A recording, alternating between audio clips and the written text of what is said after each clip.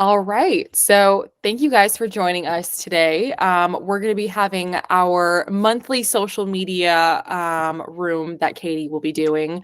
In addition, she has her monthly social media Q&A, but this one is mostly just for a specific topic. And so today we're going to be talking about storytime video structure and video editing as a whole. So Katie is our in-house social media expert, and so she does a lot of work with video and and just Playbook. getting really good content. So she'll be able to hopefully shed some light on some good practices and the way that she goes about compiling video structure. So, Katie, the floor is all yours. Yeah, so like Ela said, I am doing these twice a month, and they're definitely more, these ones are more niche. So like this is probably like the most specific topic we have like set for the whole year so far. So like this is oddly specific, um, but storytime videos are popular and people like them, and it's a good way to like humanize your brand, for anybody to humanize their brand. But there's like a specific way to do it to engage people and keep them interested and wanting to follow you and hear more stories. So I have collected some information from around the internet and some different sources, and I'm going to kind of just like loosely talk about any of that. If you guys like interrupt anytime if you have a question or you want to discuss anything, this is not formal at all. I'm just going to kind of go through some of these points with y'all. So, okay, video storytelling, like we discussed, it's a tactic that like engages people with you as a person. It's more of like the emotional connection, and there's a way you can do that and marry the content you're wanting to show. Like, so in your case is story times about behind the scenes of your business, or like a client success story, or whatever the case. And these are really helpful, to draw people in emotionally. um so things that you want to accomplish in storytelling, obviously, or things that you want to make sure that you know ahead of time, I guess, is like, what's the point? Like, what's the story that you want to tell? What are you going to want people to do afterwards? What is what will the call to action be? Um, who are you talking about in your story? And is it somebody that your audience is going to be interested in like hearing about or relating to make sure that that's on brand? And I guess knowing your audience is always good. Who's going to see the video? What is the goal here? And where are you going to share it? Obviously, I'm pretty sure. Let me know. Are you guys active anywhere other than like Facebook, Instagram? You said TikTok, Michael? Yeah, I mean, we just started messing Yeah. with TikTok, where like we're just pretty much anything that I'm putting on Yeah, IG just like stories or cross. reels, I just Yeah. throw it over there, but I don't engage, or we haven't got that far. Yeah.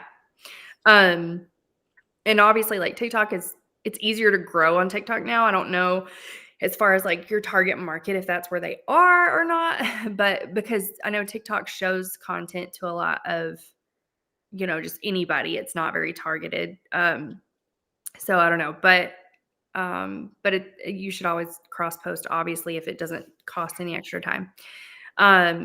So there are in general like 5 steps or 5 like parts of like a good storytelling video.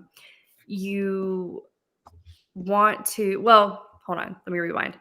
Like, as with all content that I've talked about in here, in pretty much every room, is like you have to have your goal and your target audience identified. Sorry, did you say something? Oh, I thought somebody said something. Sorry.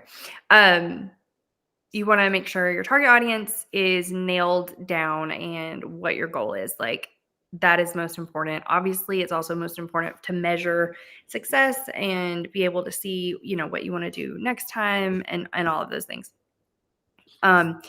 you always want to start a storytelling video with like the hook to get people to stick around. So like if I'm going to tell a story about how I'm a social media expert and you know, I don't know.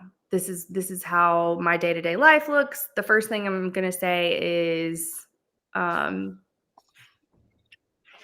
all right, wait, that's not an interesting story. Hold on. Let's see. Okay, I'm a social media expert and I worked for a famous celebrity. So I'm going to say like I'm going to start the video with like the hook. Like this celebrity made me cry when I was a social media manager.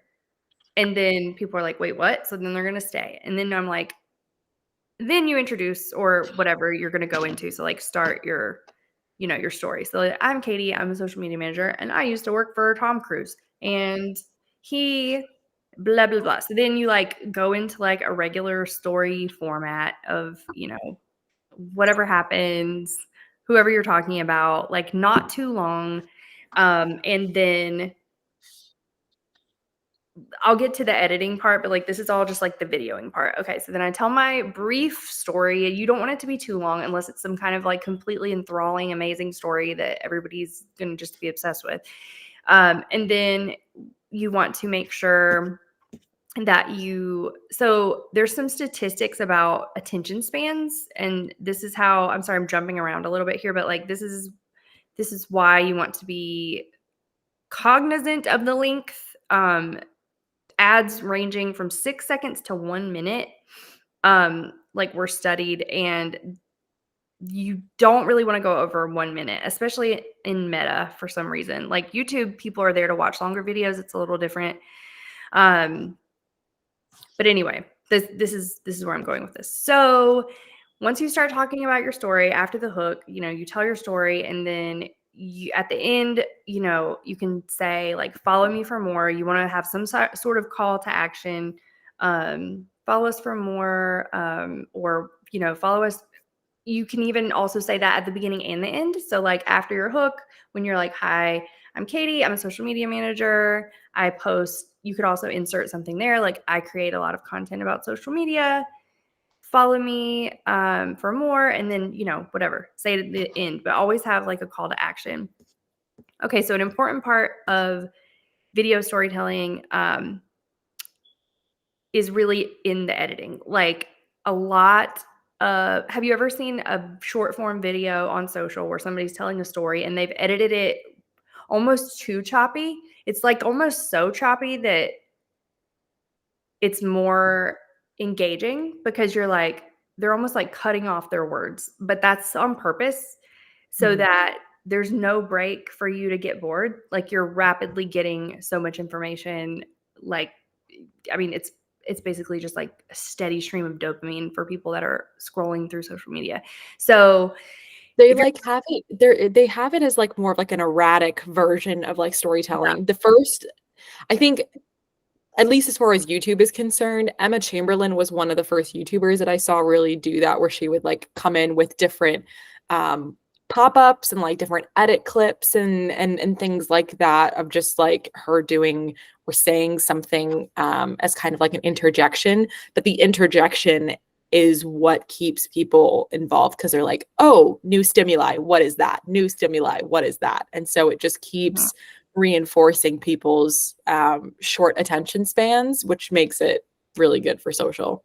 Yeah, and like awkward pause. Nobody likes an awkward pause, or people like really fast, like quick information. So yeah, so well, I lost my tab with all my things.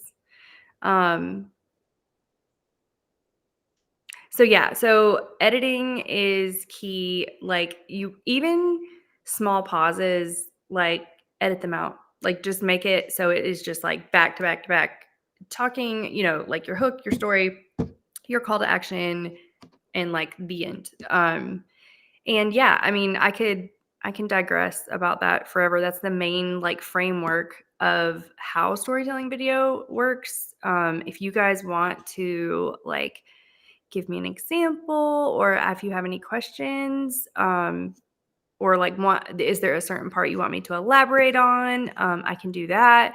It's obviously like I said, this is like such a specific thing this week. But yeah, we can talk about anything video related, anything editing related. Like I'm wide open.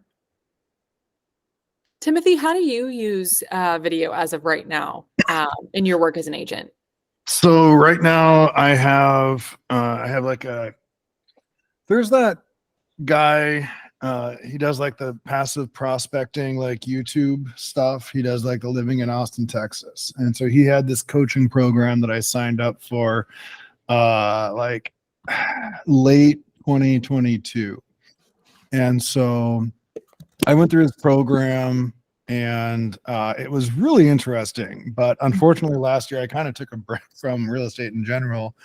But it was actually really nice because it basically talked about how to use long format YouTube to do like video tours, map tours, and of like neighborhoods or cities where you're at. So I have my YouTube channel.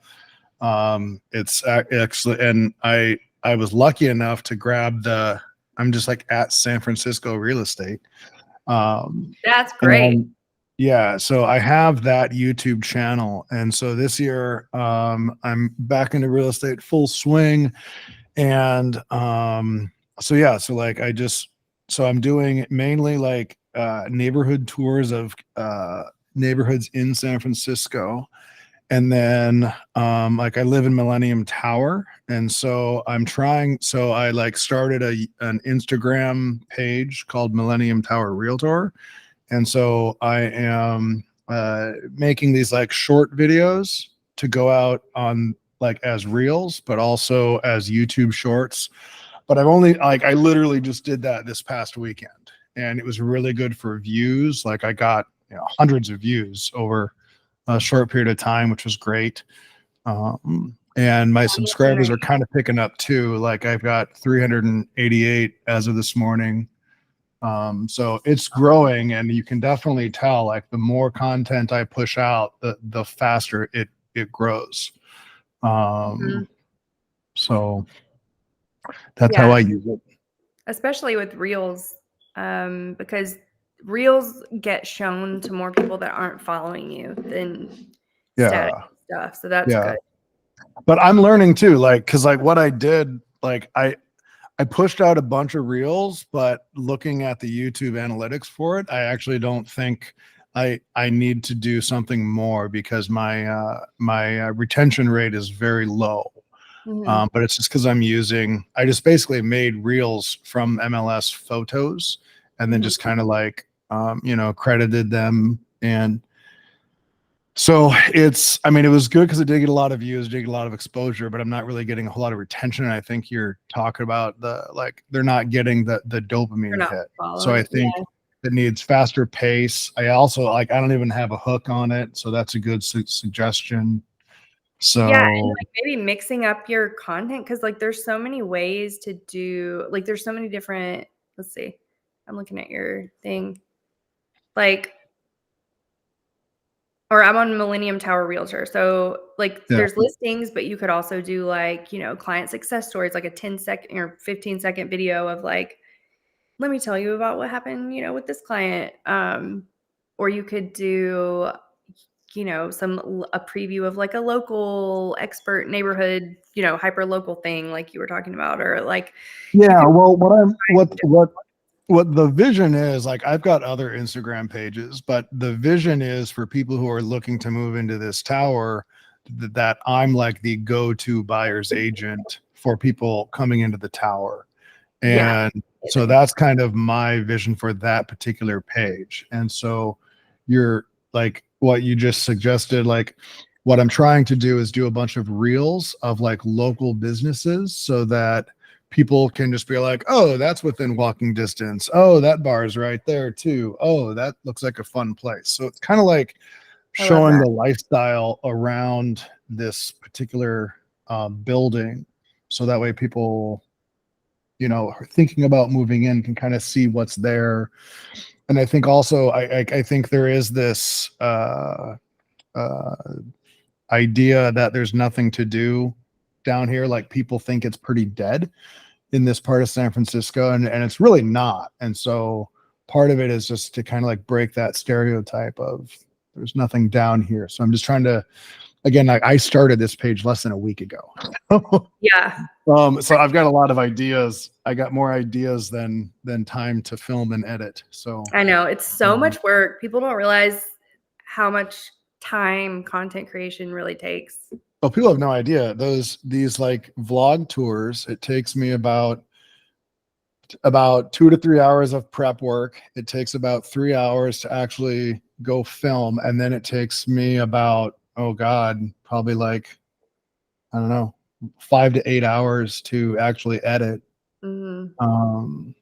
And when I was with the passive prospecting people, they had video editors, and it was only supposed to be like $200 a video for them to edit, SEO, thumbnail, all that stuff.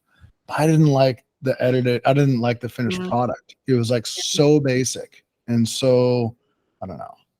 Yeah. Well, I know who's that we use Rolla. Yeah, we use Rolla.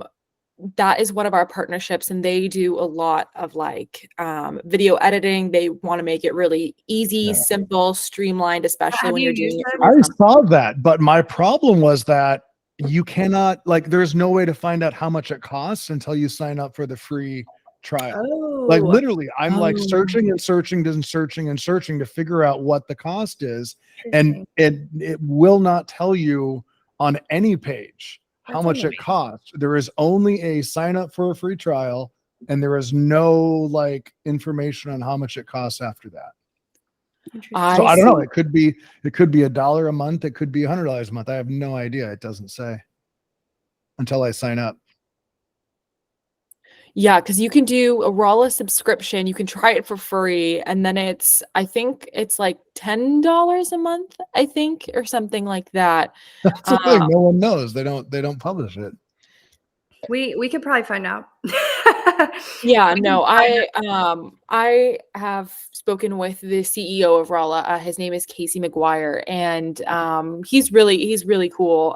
So he could definitely shed some light on that as well too. But I'm pretty sure it's a subscription-based model. You have like your 7-day free trial, and then I'm pretty sure it's $9.99 a month after that. Yeah. Well, But yeah, I mean, that's what I'm saying. That was my holdup, is that, and also like I found that for apps that don't tell you how much it costs, it's almost impossible to cancel, or like you have to call some number and then wait for their VA down in the Philippines to answer you 30 minutes. I don't know. I don't mess around with apps that don't disclose how much they cost, because then I just don't have any faith that if I don't like it, I can cancel it without it taking an hour out of my day. yeah, makes sense. No, I hate those, especially the ones where I have to like go into my iPhone settings and then click manage subscriptions, and then only then is when I know. Oh, yeah, I'm the opposite. I prefer that, because then they're all in one Yeah, place. I like that. I I like hate to the not ones have that I have to call. hunt Yeah. and hunt and hunt to figure out how to cancel it. Or you have to call somebody. I'm like, I Yeah, don't or want to call somebody. Well, the first time I had to do that too, I had a couple subscriptions that I didn't even realize that I had signed up for. Exactly. Like I couldn't recall ever having signed up for them, and so I was like, "Huh, how did this happen? Where did I sign up for this?" Yeah, ridiculous. Video.io did that to me. Like I signed up for their free subscription, and then they charged me like $60 for the year, and I was like, okay, I'll just try it, but it wasn't that good. And then I didn't see it on my Apple subscription thing, so I thought, I didn't even know it was there, and then I saw it on my bill. But fortunately, I emailed them, and they refunded me. But anyway, you can tell your friend that is my holdup, and if it's my holdup, it's might be other people's holdup as well. I'll let him know next time I speak with him. Feedback. Do you have any other social media questions? We have a few more minutes and open. I guess I forum. want to know who all's doing it within Radius, and who's having success with it. Because I guess my big question is, what what types of videos are other people having success with? Because I'm still like, I'm getting success in terms of my subscribers are slowly growing. And the more content I push out, the more subscribers I have for sure. But I'm just wondering if there's anybody else doing it who's having good luck with it. I would say within Radius in particular, I know they are based in Texas, but the One Group, they have an insane following on Instagram, especially for the two team leads, Morale and Shahar. And then their actual real estate page itself, the One Group Texas, has over 5,000 followers. And then each of them both have, I believe, over 100K on their personal accounts that are also real estate based. But they do a lot with videography and just like content in general. And so I can share their web pages with you. Also, James Quintero.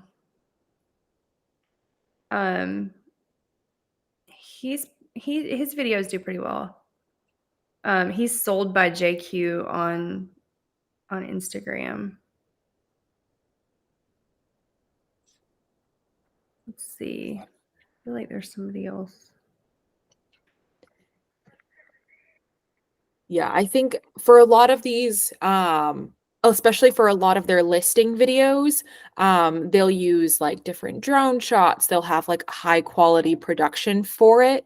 And then add like upbeat music, and just have everything look really cohesive and well branded. But also, you also never know who has hired like a full like content creator. Like they're probably putting a lot of money into that. They may have somebody on staff that does it. Like absolutely.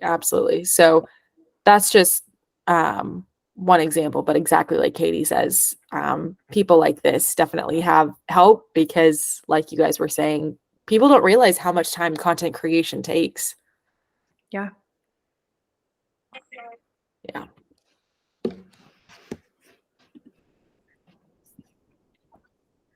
But yeah, Timothy, you should show up for Katie's open session. She does a monthly Q&A as well, in addition to one more niche room every month. And so I think next month is going to be more of an AI and social media based room. So that one is going to be, I'm pretty excited for that one. I love ChatGPT. Oh my God. It's the best. It makes life a lot easier. I use that for so many things now. It's so bad. No, I mean, it's so helpful.